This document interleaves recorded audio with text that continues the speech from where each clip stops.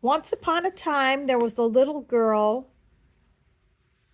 Whenever her mother would say, I wish somebody would fix me a nice cup of tea, the little girl would run into the kitchen and prepare the nice tea. And boom, the tea would appear. When her dad wondered where he left his keys, he would say, I wish somebody would find my keys. And the little girl took it as her signal to start searching for the keys. And boom, the keys were found.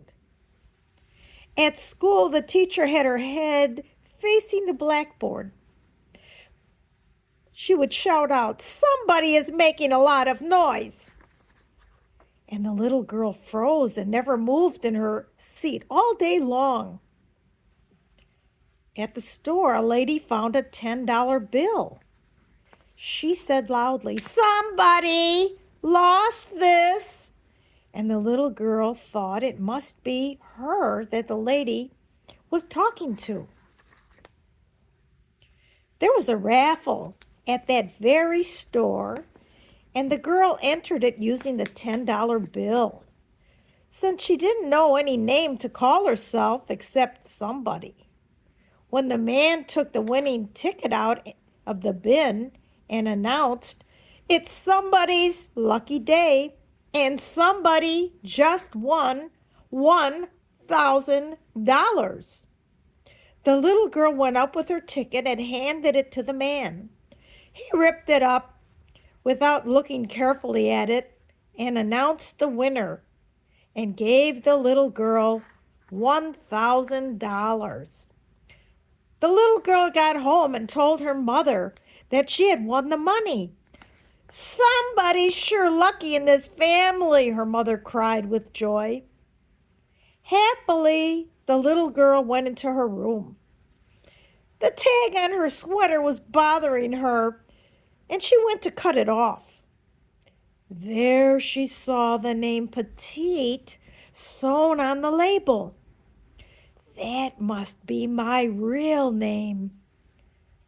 She remembered her aunt saying, my, she sure is petite. Yes, now I remember, the little girl wondered. Then the man in the shoe store said to my mom, she's petite. I have these traveling shoes made just for her. The little girl believed he meant that the shoes were made for walking and adventure. And that's what she decided to do that very day. At school, teachers always lined up all the students in proper order according to size. Petite always goes first, the teachers would always announce. And so it was. Petite would always be first. The petite girl was always me. That must be my name, the little girl questioned. She was now getting confused about what her real name was, so she answered to both. Someday, somebody is going to notice who I really am, the little girl announced and promised to herself that very day that her life was going to be an adventure. But besides not ever really knowing her name, she found out by chance that she was invisible. There were mirrors, but she didn't know what they were for. She never saw or looked for her reflection in glass or in still water, and she didn't even know what a reflection was. She wondered why the girls at school rushed to the bathroom. They were all putting on lipstick or doing up their tangled hair. She never looked closely at them, and they never paid attention to her because, after all, she was, by the way, invisible. Strange, why didn't she have any friends? What could she do to keep busy? Playing with dolls was ridiculous. Pulling weeds was no fun. But her dad had a special magic box that he enjoyed and was up for hours with it. She asked if she could watch what he did with the box that kept his attention long into the night. He showed her how it worked and let her take it out that very Saturday. The magic box was truly magic. It had a life of its own. It directed the girl to go and see things that she never paid attention to before. It positioned her hands to hold it in a certain way, and it clicked when it approved of the angle. After that, she spent day after day with the magic box. Her dad then showed her what else the box could do. He told her about the dark room and showed her how more magic could happen once the box was opened and the roll of paper inside it was exposed to chemicals.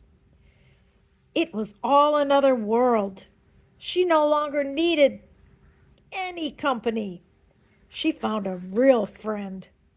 Somebody had better show up and do some work around here, the grumpy old man said. He ran the soda shop, the coolest place to hang out in town.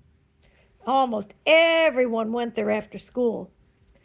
For some unknown reason, the little girl found herself there that very day. Is he talking to me? I don't even work here. I guess he hired me without me even asking to apply for a job. The little girl always liked being useful and busy. That was her style.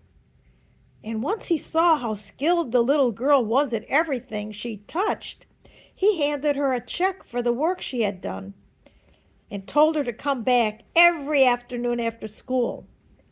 She told him that her name was Petite, so that if he needed her, he would know her proper name. At least the one she thought was her name.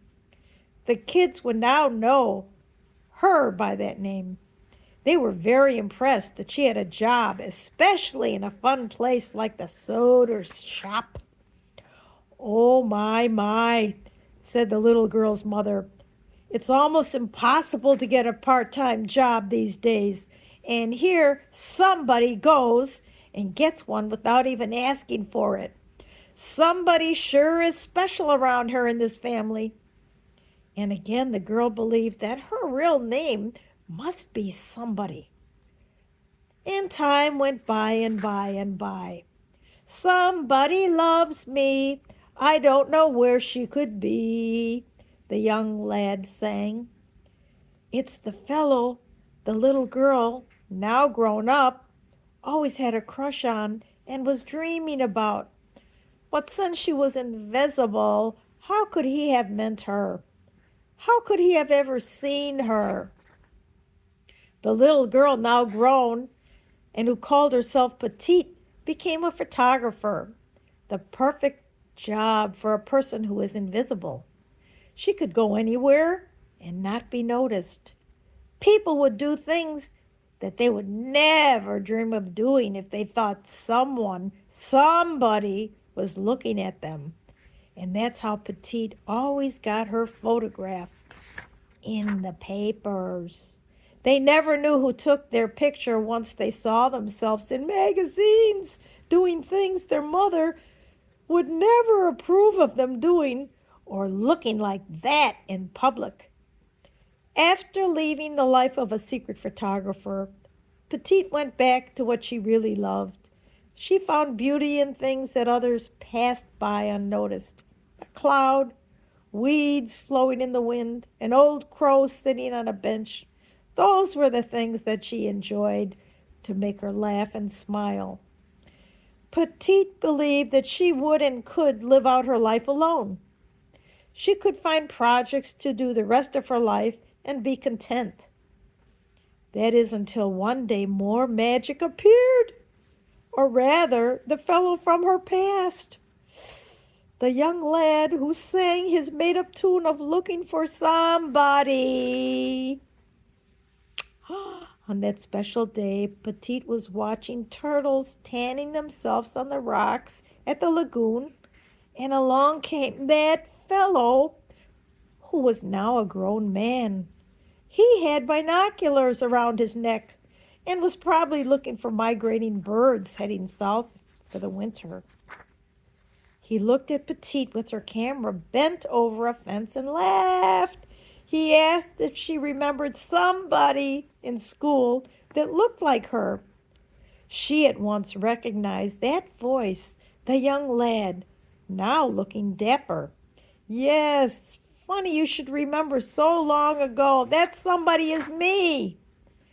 Thinking of the past and wondering about this chance encounter, Petite looked into the water and for the first time saw someone.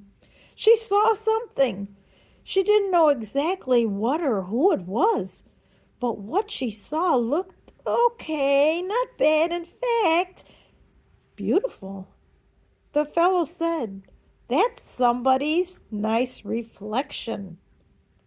Well, if he likes his magic binoculars and I like my magic black box, maybe we could somehow, some way, someday have a date. He might even wonder if somebody could be attracted to him too.